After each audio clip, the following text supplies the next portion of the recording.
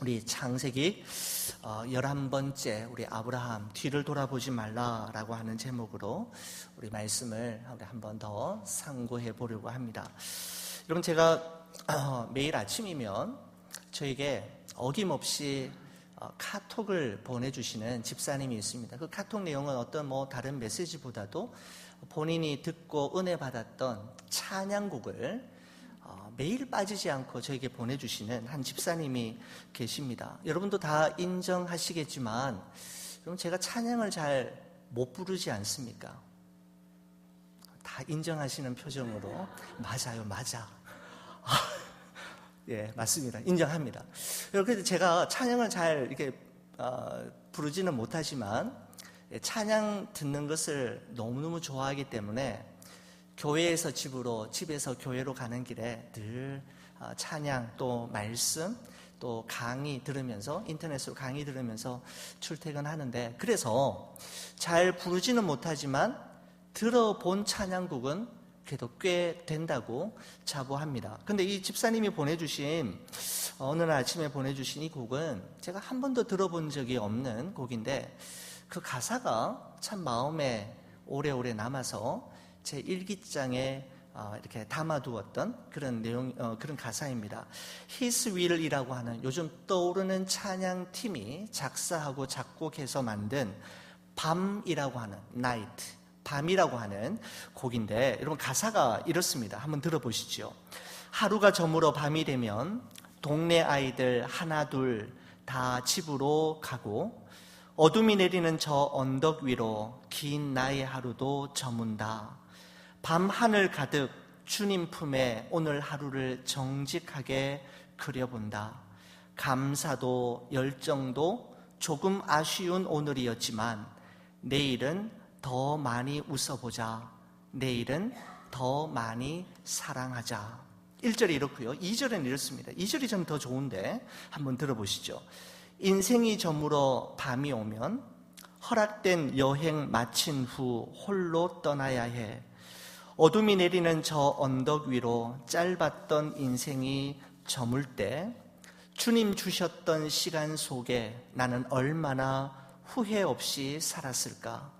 얼마나 웃었을까? 울었을까? 진실했을까?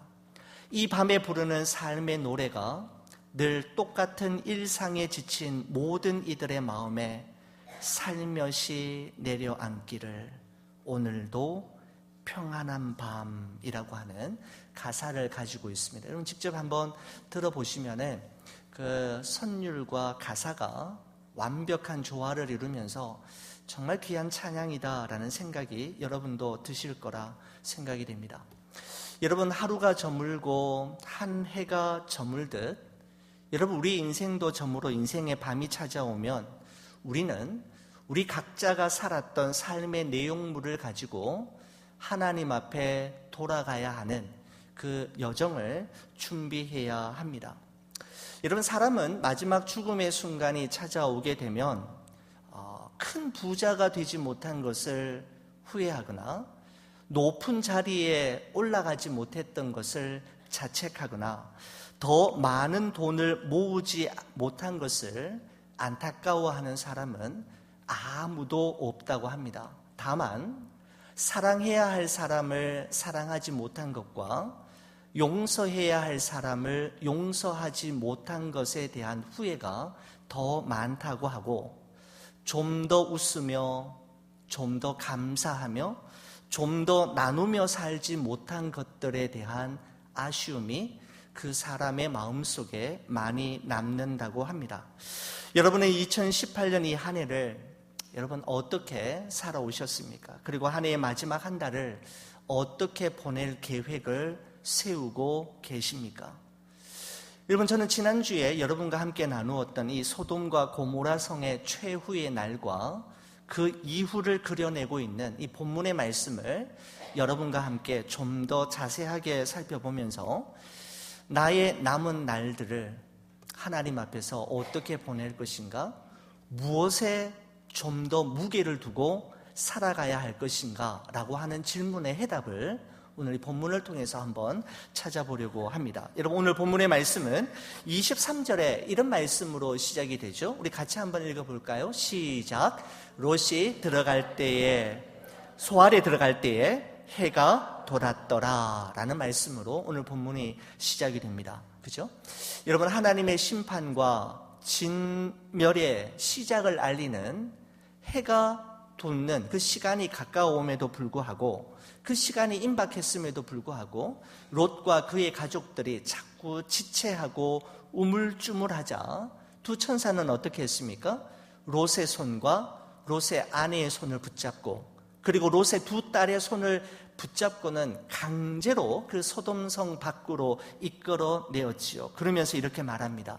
뒤를 돌아보거나 들에 머물지 말고 산으로 도망가여 멸망을 피하라 라고 천사가 이야기하죠. 여러분, 그때 그 긴박한 상황 속에서도 롯은 말하기를, 내가 도망하여 저 산까지 갈 시간이 없지 않습니까? 제가 저 산까지 못 가지만은 저 성 가기 전에 있는, 저 산에 가기 전에 있는 저 작은 성읍, 그리고 소돔에서 멀지 않은 저 성까지 가면 안 되겠습니까? 나를 거기까지만 가게 해 주십시오라고 부탁을 합니다. 그리고 그 롯이 제안했던 그 성읍 이름이 어디인가 하면 22절에 보면 소알이었다라고 말씀하고 있습니다. 이런 바로 소알은 하나님이 도망가라고 지시하신 산과 멸망의 도성이었던 소돔과 고모라, 그 성 사이에 있었던 작은 성읍이 바로 소알이라고 하는 성입니다. 여러분, 왜 롯은 하나님이 지시하신 산까지 도망가지 않고 그 소돔에서 가까운 소알까지만 피하려고 했던 걸까요? 여러분, 그것은 바로 소돔에 대한 미련과 아쉬움, 그리고 소돔에 남겨두고 온 것들에 대한 집착과 애착이 그를 멀리 떠나지 못하게 만들었던 것임에 분명합니다. 여러분, 20여 년 전 롯이 삼촌 아브라함과 헤어진 이후에 혈혈단신으로 소돔 땅에 처음 들어왔을 때 그의 수중에 남아있는 것은 아무것도 없었습니다. 그렇지만 지난 20년의 세월 동안 그는 먹을 것 먹지 않고 입을 옷 입지 않고 제대로 잠도 제대로 취하지 못한 채 마침내 자수성가하여 이루어 놓은 삶의 모든 터전이 바로 소돔에 있었고, 그가 모으고 쌓아오고 쓰지도 않고 알뜰하게 모으며 쌓아온 재물과 재산이 모두 그 땅에 있었던 것입니다. 여러분, 그렇기 때문에 그 소돔을 떠나는 것은 정말 결코 쉬운 일이 아니었다라는 것이죠. 그래서 아마 이 롯은 이 소돔을 떠나서 멀리 있는 산까지 가지 않고 소돔 인근에 있는 소알까지만 도망을 가서 하나님의 이 심판이 지나고 나면 언제든지 다시 소돔으로 돌아올 수 있는 욕망의 최후 보루로 선택한 도시가 바로 소알이었습니다. 완전히 떠나지는 않고 언제든지 기회가 되면 이 심판만 지나가면 다시 돌아오겠노라고 적당하게 아주 가까운 소돔에서 가까운 거리에 자리를 잡은 곳이 바로 소알이었다라는 것이죠. 바로 소알은 하나님이 지시하신 곳과 그리고 하나님이 떠나라고 하신 곳 사이에 있는 중간 회색 지대가 바로 소알이라고 할 수가 있는 것이죠. 바로 이 소알에 머물겠다라고 하는 이 롯의 제안을 보면서 여러분, 갈멜산 위에서 엘리야 선지자가 외쳤던, 이스라엘 백성들을 향해 외쳤던 외침이 생각이 났습니다. 바로 하나님과 바알 사이에서 우왕좌왕하고 우물쭈물하고 있는 이스라엘 백성들을 향해 엘리야가 이렇게 외치지요. 우리 이 말씀 같이 한번 읽어볼까요? 시작. 너희가 어느 때까지 둘 사이에서 머뭇머뭇하려느냐? 여호와가 만일 하나님이면 그를 따르고 바알이 만일 하나님이면 그를 따를지니라 라고 말씀하고 있습니다. 둘 사이에서 머뭇머뭇 우물쭈물하지 말고 분명하게 너가 무엇을 선택할 것인지를 이제는 밝히라라고 말씀하고 있는 것이죠. 여호와 하나님인가 아니면 바알인가, 하나님이 지시하신 산인가 아니면 소돔인가 아니면 그 중간 지점인 소알인가 결정하라고 말씀하고 있는 것입니다. 사랑하는 우리 성도 여러분, 오늘 이 말씀은 우리에게 우리가 떠나지 못하는 그 자리, 우리의 결단과 선택을 지체하게 만들고 우왕좌왕 우물쭈물하게 만드는 우리의 소알이 어디인지를 물어보는 아주 중요한 본문이라고 저는 생각이 됩니다. 여러분의 소알은 어디이며 무엇입니까? 여러분, 롯이 소알에 들어가자마자 이제 어떻게 되었습니까? 아침 해가 떠올랐고 오랫동안 참으시고 그 롯이 그가 부탁했던 소알에 들어가기까지 오랫동안 기다리셨던 하나님께서는 마침내 하늘로부터 불과 유황을 소낙비처럼 쏟아 부으시기 시작하죠. 자, 오늘 본문 24절 25절 말씀 우리 같이 한번 읽어보겠습니다. 여호와께서 하늘 곧 여호와께로부터 유황과 불을 소돔과 고모라에 비같이 내리사 그 성들과 온들과 성에 거주하는 모든 백성과 땅에 난 것을 다 엎어 멸하셨더라 라고 말씀합니다. 여러분, 여기 붉은 글씨로 되어 있는 부분, 여호와께서 하늘 곧 여호와께로부터 유황과 불을 소돔과 고모라에 비같이 내리셨다라고 하는 이 표현을 통해서 그날 소돔과 고모라 땅에 소낙비처럼 억수같이 쏟아부었던 하늘로부터 쏟아지는 그 불과 유황은 하필이면 그때 우연히 일어난 자연 현상이었음을 말씀하고 있는 것이 아니라 하나님이 작정하고 행하신 일이었음을 말씀하고 있는 표현입니다. 여러분, 그래서 그 짧은 표현 안에 여호와께서 하늘 곧 여호와께로부터 라고 하면서 이 유황과 불이 자연현상이 아니라 하나님으로부터 시작된 하나님이 내리신 진노요 심판이었음을 분명하게 말씀하고 있죠. 여러분, 그리고 그날 그 하나님의 심판의 대상과 범위를 다시 24절에서 25절에 말씀하기를 붉은 글씨로 보면 이렇습니다. 그 성들과 온들과 성에 거주하는 모든 백성과 땅에 난 것을 다 엎으셨더라 라고 말씀하고 있습니다. 무슨 말입니까? 예외가 없었다라는 것입니다. 하나님의 완전하고 철저한 심판이 그날 소돔과 고모라 땅에 있었음을 말씀하고 있는 것이죠. 여러분, 이 소돔과 고모라 땅이 여러분 어떤 땅이었습니까? 롯이 삼촌 아브라함을 떠나기 전 자신이 거주할 그 곳을 찾던 중에 그의 눈에 가장 먼저 띄었던 곳이 바로 이 소돔과 고모라였지 않습니까? 그 롯이 이 소돔과 고모라를 보았을 때 바로 그곳은 여호와의 동산 에덴 같았고 없는 것이 없는 모든 것을 다 갖춘 애굽 땅과 같은 곳이었노라고 말씀하고 있지 않습니까? 하늘 아래에 이보다 더 완벽하고 이보다 더 모든 조건을 갖춘 땅이 어디 있을까 싶을 정도로 쉽게 판단을 내릴 만한 그런 조건을 갖춘 곳이었지만 그 소돔과 고모라가 그죠? 이 지구상에서 사라지는데 걸리는 시간은 한순간이면 충분했음을 말씀하고 있는 것이죠.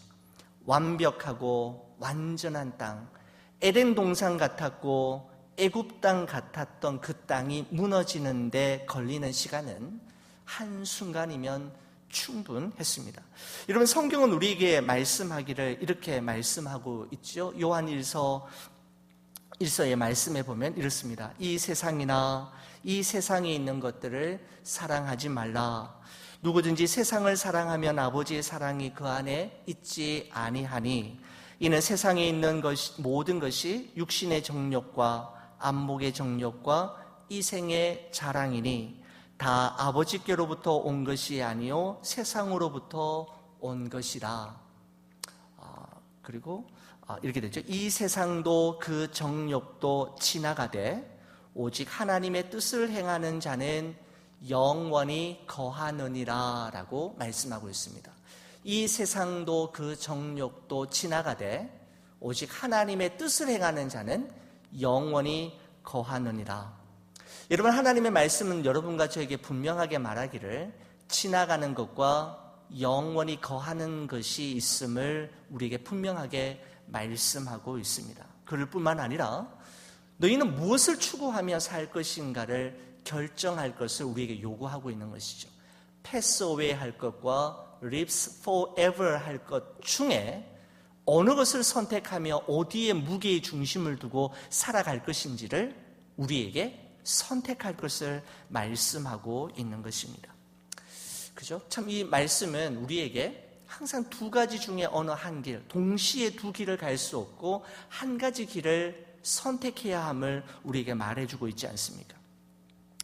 여러분, 소돔과 고모라 성을 이처럼 가까이 빠져나온 사람이 있었는데 바로 누구였습니까? 바로 롯과 롯의 아내와 롯의 두 딸이었는데, 그만 롯의 아내는 뒤를 돌아보지 말라라고 하는 천사의 말을 무시하고 뒤를 돌아보았으므로 소금 기둥이 되었노라고 우리에게 전해주고 있습니다. 자, 우리 말씀 한번 볼까요? 19장 26절입니다. 시작. 롯의 아내는 뒤를 돌아보았으므로 소금 기둥이 되었더라. 롯의 아내가 소금 기둥이 된 이유를 성경은 그녀가 뒤를 돌아보았기 때문이다 라고 말씀하고 있습니다. 여러분, 뒤를 돌아보지 말라, 뒤돌아보지 말라라는 말은 여러분 공포 영화에 나오는 어떤 멘트들 중에 하나는 아닙니다. 여러분, 으슥한 밤에 여러분 뒤를 돌아보면 뭔가 무엇인가가 이렇게 덮칠 것 같은 여러분 그런 두려움의 순간들이 있지 않습니까? 여러분, 그런 것은 아니죠. 여러분, 근데 이 뒤를 돌아보다가 망한 사람들이 있는데, 여러분 그리스 신화에 보면 아탈란테라고 하는 아름다운 공주가 등장하게 됩니다. 아탈란테. 여러분, 근데 이 아탈란테 공주는 정말 성격이 아주 맑고 명랑하고 씩씩할 뿐만 아니라 이 공주는 아주 달리기를 아주 잘했다고 합니다. 아주 빠르고 강한 여전사와 같은 기질을 가지고 있고 많은 사람들에게 사랑을 독차지하는 말괄량이 공주였다고 합니다. 그 왕인 아버지는 이 딸이 이제 이 공주가 결혼할 시기가 되어서 결혼할 것을 여러 차례 이야기하지만 이 아탈란테라고 하는 이 공주는 혼자 사는 것이 너무너무 행복한 거죠. 그래서 결혼하기를 매번마다 거절해 왔습니다. 여러분, 하지만 그 왕의 끈질긴 설득을 더 이상 거역할 수 없었던 어느 날 이 공주는 아버지에게 아주 위험한 경주를 제안하게 됩니다. 제가 지금부터 아빠의 말대로 결혼을 할 터인데 저하고 달리기 경주를 해서 저를 이긴 남자와 결혼하겠습니다. 그런데 만약에 달리기 경주에서 저와 함께 달리기를 해서 만약에 달리기에서 지면 그 남자는 그 자리에서 죽이는 아주 위험한 경주, 도박과 같은 경주를 아버지에게 제안하죠. 어떻게든 간에 이 딸을 이기지 못할 달리기 잘하는 남자가 없을까 싶어서 그 결혼을 그것을 제안을 수락하고 이제 달리기 경주가 시작이 됩니다. 아름답고 성격 좋고 정말 너무너무 멋있는 이 공주를 자신의 아내로 맞이하기 위해 그 도시의 수많은 젊은 남자들이 달리기 경주를 하지만 어느 누구도 이 아탈란테라고 하는 공주를 보다 더 빨리 달려서 이길 수가 없는 것이죠. 번번이 수많은 남자들이 죽어나갔고 그 경기에 졌고 또 그들은 그 자리에서 목이 베어 죽임을 당하는 이 참사가 계속되고 있었습니다. 그러다가 매일 이 달리기 경주를 아주 흥미있게 지켜보고 있던 사람이 있었는데 바로 그 달리기 경주에 심판을 하는 젊은 청년이 있었습니다. 바로 히포메네스라고 하는 청년이 그 공주에게 관심을 가지게 되었고 매력에 흠뻑 빠져서 달리기를 신청을 하는 것이죠. 제가 한번 달려보겠습니다 라고 하는데 그 달리기 경주가 있기 전에 누구를 찾아가느냐 하면 미의 여신이라고 불리우는 아프로디테 신을 찾아가서 제가 저 공주를 꼭 차지하고 싶은데 도와주십시오. 그 간절한 부탁에 그 미의 여신이 어떻게 주문을 하느냐 하면, 그 여신의 고향이었던 키프로스라고 하는 섬에만 자라는 황금 사과 나무가 있는데, 그 사과 나무에 황금 사과 3개를 따서 달리기를 할 때마다 그녀 앞에 던져보라고 이야기를 하는 것이었습니다. 그리고 그 신의 도움을 받아서 황금 사과를 거머쥔 이 히포메네스라고 하는 청년과 그 공주가 달리기 시합이 있는 날 달리기 시작하죠. 시작부터 차이가 나기 시작하는 겁니다. 그 공주는 그죠? 완전히 앞서서 달리기를 하는데, 이러다가는 지겠다 싶어서 이 청년이 황금 사과 하나를 꺼내가지고 그녀 앞에 던지게 됩니다. 그러자 그 여인이 앞에 던져진 그 사과를 보면서 앞으로 달려가니까 보면서 뒤를 돌아보게 되는 것이죠. 그 신나게 신기한 빛을 머금고 있는 그 황금 사과에 눈이 멀게 되는 겁니다. 그리고 그 사과를 주우려고 하는 순간에 이 남자가 앞서가는 거죠. 여러분, 그렇지만 금방 워낙 달리기를 잘하는 공주였으니까 그 남자를 또 제치고 앞서가고 앞지를 때마다 그 청년은 그 황금 사과를 그녀에게 던져주면서 그녀는 그 사과를 뒤돌아보며 주우려고 하다가 결국은 그 달리기 경주에서 공주가 지게 되고, 그 공주는 그 히포메네스라고 하는 청년의 아내가 되었다라고 하는 그 신화가 나옵니다. 바로 충분히 이길 수 있는 경기였지만 그 황금 사과를 보기 위해 뒤돌아보다가 패자가 되었다는 이야기가 바로 그리스 신화에 나오고 있는 것이죠. 여러분과 저희 인생 여정에서 여러분은 여러분의 삶을 자꾸 뒤돌아보게 만들고 뒷걸음치게 만드는 그것은 무엇입니까? 하나님께로 가까이 나아감에 있어서 여러분의 발목을 잡고 자꾸 과거를 회상하며 과거에 얽매이고 과거에 좋았던 어느 시절들에 머물게 함으로 앞을 바라보지 못하게 하는 여러분의 황금 사과는 무엇입니까? 저는 여러분 이 본문의 말씀을 보면서 롯의 아내는 왜 뒤를 돌아보았을까라고 하는 그 뻔한 질문보다는 과연 우리는 그 상황에서 롯과 롯의 아내와 그 딸의 상황에서 과연 뒤를 돌아보지 않을 수 있었을까라고 하는 질문에 먼저 초점을 맞추고자 합니다. 왜 돌아보았을까는 이미 우리가 답을 다 알고 있죠. 그 소돔에 대한 미련과 아쉬움, 집착과 애착이 그녀로 하여금 뒤돌아보게 만들었는데, 그러면 우리는 어떨 수 있을까? 우리가 그 상황이라면 어떻게 뒤돌아보지 않을 수 있을까라는 점에 좀 더 생각을 맞춰보려고 합니다. 여러분, 앞서 말씀드린 대로 여러분 소돔은 어떤 곳이냐면 롯과 롯의 아내가 그곳에 도착했을 때 아무것도 가진 것이 없었지만 맨손으로 자수성가하여 모든 것을 다 이루어 놓은 삶의 터전이 소돔에 있었고, 그저 쌓고 모으고 절약하며 했던 모든 것들이 아울러 있는 곳이 바로 여러분 그 소돔이라고 하는 도시였지 않습니까? 여러분, 그런데 그 소돔이 한순간에 자신이 쌓아왔던 모든 것들이 하늘로부터 내리는 불과 유황에 의해서 다 불살라지고 사라지는 그 순간에 여러분, 어찌 롯의 아내가 뒤돌아보지 않을 수 있었단 말입니까? 여러분, 그런데 저는 이 본문을 보면서 정말 신기한 것은 뭐냐면 그 소돔성에서 나온 사람이 롯의 아내만 있는 게 아니라 롯도 있었고 롯의 2 딸도 있었지 않습니까? 여러분, 그러면 지금 모두 4명인데 4명 중에서 1명만 뒤돌아보았다라는 것이죠. 롯과 그의 2 딸은 뒤돌아보지 않았습니다. 롯의 아내만 뒤돌아보았던 것이죠. 동일한 시간, 동일한 장소, 동일한 사건을 경험하면서도 뒤돌아보지 않은 세 사람이 있었습니다. 바로 롯과 두 딸입니다. 여러분, 어떻게 롯과 두 딸은 뒤돌아보지 않을 수 있었을까? 무엇이 그 세 사람으로 하여금 뒤를 돌아보지 않게 만드는 힘이 되었을까라고 하는 점, 여러분 참 궁금하지 않습니까? 다 돌아보았을 것 같은데 세 사람은 돌아보지 않고 롯의 아내만 돌아보았다라는 것이죠. 여러분, 이렇게 생각하면 어떨까 싶습니다.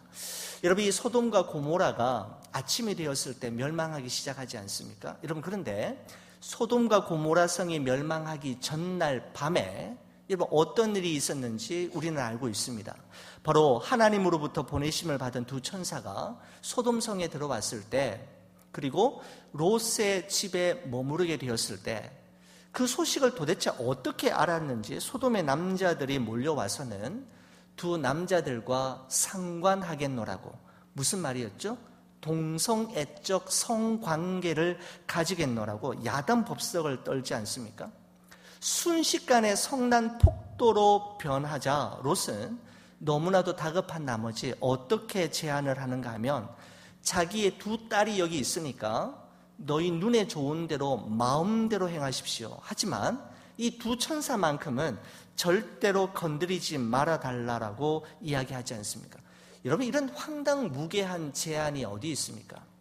자기의 두 딸을 성적인 놀이개로 그 소돔의 남자들에게 넘겨주는 아버지가 도대체 어디에 있단 말입니까? 여러분, 아버지의 말에 두 딸은 정말 황당무계했을 것입니다. 바로 이 절체절명의 순간에 어떻게 됩니까? 두 천사가 개입하게 되고, 두 천사가 개입하면서 그곳에 모인 소돔의 남자들의 두 눈을 순식간에 어둡게 함으로 말미암아 이 끔찍한 소동이 순식간에 종결이 되었던, 여러분, 그 사건이 있었지 않습니까?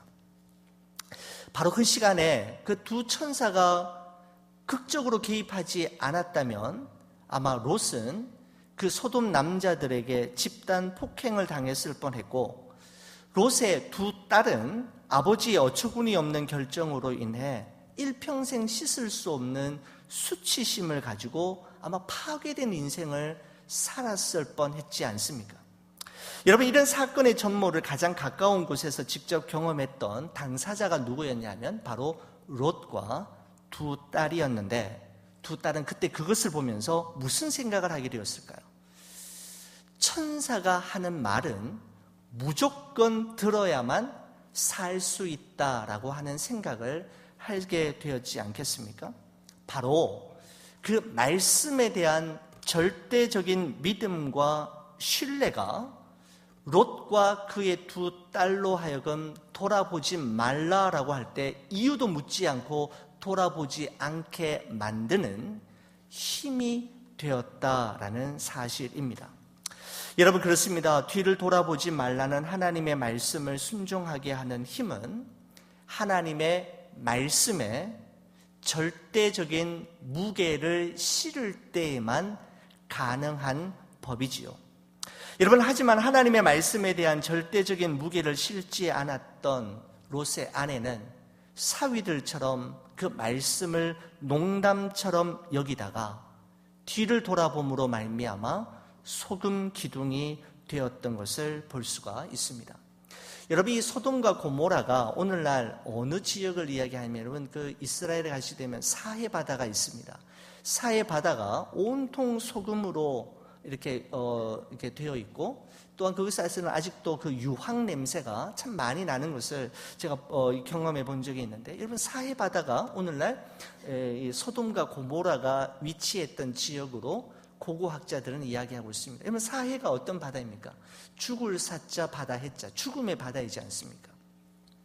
바로 성경은 우리에게 하나님의 말씀을 가볍게 여기고 말씀에 대한 절대적인 권위를 인정하지 않는 것이 어떻게 죽음과 멸망으로 이어질 수 있는지를 아주 명백하게 우리에게 설명하고 있는 것이죠. 여러분, 이것은 다시 말하면 불과 유황이 소낙비처럼 쏟아지는 죽을 것만 같은 절체절명의 위기 속에서도 하나님의 말씀에 대한 절대적인 무게를 싣고 말씀의 무게를 싣고 말씀 붙들고 말씀과 함께 가면 반드시 살 수 있다라는 사실 또한 우리에게 말씀해 주고 있는 것이죠. 뒤를 돌아보지 않게 하는 힘은 바로 하나님이 하신 말씀에 대해 나의 절대적인 무게를 실을 때에만 가능한 것입니다. 여러분, 이처럼 하나님의 말씀을 붙들지 않으면 첫 번째는 뒤를 돌아보게 되고, 여러분 두 번째는 두려움에 휩싸이게 됩니다. 여러분, 바로 그 이야기가 30절부터 38절까지 말씀인데, 여러분 오늘 본문에 30절 말씀에 보면 이런 말씀이 있죠. 여러분, 우리 이 30절 말씀 함께 볼까요? 같이 보겠습니다. 롯이 소알에 거주하기를 두려워하여 두 딸과 함께 소알에서 나와 산에 올라가 거주하되 그 두 딸과 함께 굴에 거주하였더니 라고 말씀하고 있습니다. 자, 거기 보면은 여러분 두려워하여라는 단어가 나오는 것을 보게 됩니다. 여러분, 소알이라고 하는 성에 거하는 것이 원시적인 굴에 거주하는 것보다 훨씬 더 나음에도 불구하고 롯과 살아남은 두 딸이 소알성이 아닌 그 소알성에서 다시 나와 그 산에 들어가 굴에 거주하게 된 것은 바로 두려움 때문이었습니다. 여러분, 굴은 두려움에 휩싸인 사람들의 마지막 보루이자 그들이 찾는 최후의 도피처가 굴이지요. 두려운 사람들은 굴에 들어가 그 속에서 나오지 않게 되는 것입니다. 자, 31절, 32절 말씀 우리 함께 보겠습니다. 우리 함께 보시겠습니다. 큰 딸이 작은 딸에게 이르되 우리 아버지는 늙었고 온 세상의 도리를 따라 우리의 배필될 사람이 이 땅에 없으니 우리가 우리 아버지에게 술을 마시게 하고 동침하여 우리 아버지로 말미암아 후손을 이어가자라고 이야기합니다. 여러분, 두려움으로 굴에 갇혀 있는 자는 좁게 보고 넓게 보지 못하고 짧게 보고 멀리 보지 못하게 됩니다. 롯의 두 딸은 자신의 남편들이 될 남자들이 주위에 아무도 없음을 알고는 이런 난관을 헤쳐나가기 위해 마지막 방법은 무엇이냐면 자신의 후손을 잇기 위해 아버지와 동침하여 유일한 남자인 아버지에게 술을 먹이고 그와 동침함으로 후손을 이어갈 계획을 세우게 되는 것이죠.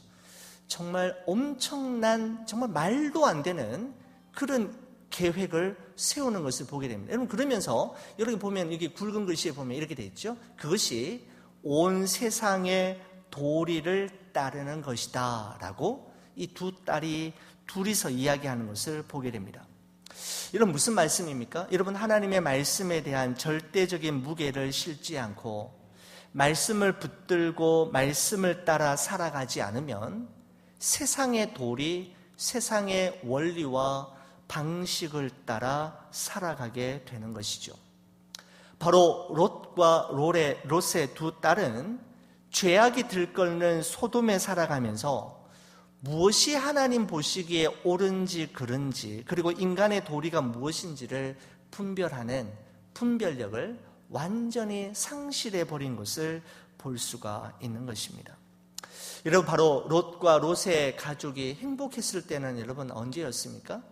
바로 하나님의 말씀에 순종해서 아브라함을 따라 가나안 땅에 들어갔을 때, 그리고 아브라함과 함께 살았을 때 가장 행복했지만 롯과 그의 가정이 가장 불행했을 때는 아브라함과 가나안을 떠나 소돔에 들어가면서부터 정말 이 딸들은 말도 안 되는 세상의 원리로 자신의 후손을 이어가는 엄청난 계획을 가지게 되었고, 여러분, 이를 통해서 그 아버지를 통해서 태어난 모압과 암몬 자손은 대대로 이스라엘을 찌르는 가시와 이스라엘을 때리는 막대기가 되어 정말 대대로 이스라엘과 적대 관계에 놓이게 되는 그 시작이 바로 여기서부터 시작되게 되는 것을 볼 수가 있는 것입니다. 사랑하는 성도 여러분, 우리의 현실은 우리로 하여금 앞이 아니라 끊임없이 뒤를 돌아보게 만들고, 우리가 사는 세상은 하나님의 말씀이 아니라 세상의 도리와 원리를 따라야만 그래도 살아갈 수 있노라고 말하지만, 하나님의 말씀인 성경은 절대로 그렇지 않다고 말씀합니다. 한 치 앞도 내다볼 수 없는 우리의 인생, 결코 만만치 않는 우리의 현실을 극복하고 수많은 도전과 수많은 유혹을 이겨낼 수 있는, 이겨내며 살아갈 수 있는 유일한 비결은 하나님의 절대적인 말씀에 우리 삶의 무게의 중심을 싣고 말씀을 붙잡고 말씀과 함께 말씀으로 버텨내는 것이다 라고 말씀하고 있는 것이죠. 사랑하는 우리 성도 여러분, 우리 소돔과 고모라 성의 멸망과 그 멸망 이후에 일어난 이 끔찍스러운 가족 사이의 비극을 우리가 살펴보면서 우리가 다시 회복해야 할 것은 바로 하나님의 말씀의 절대 권위를 인정하고 그 말씀에 내 삶의 무게를 실음으로 말씀을 붙들고 살아야 함을 말씀해주고 있는 것입니다. 여러분, 한 해의 마지막 한 달, 그리고 여러분의 남은 여생이 하나님의 절대적인 말씀에 우리 삶의 무게를 두고 그 말씀과 더불어 우리에게 주어진 현실과 막막한 우리의 앞을 헤쳐나가는 여러분과 제가 되기를 주의 이름으로 간절히 축원을 드립니다.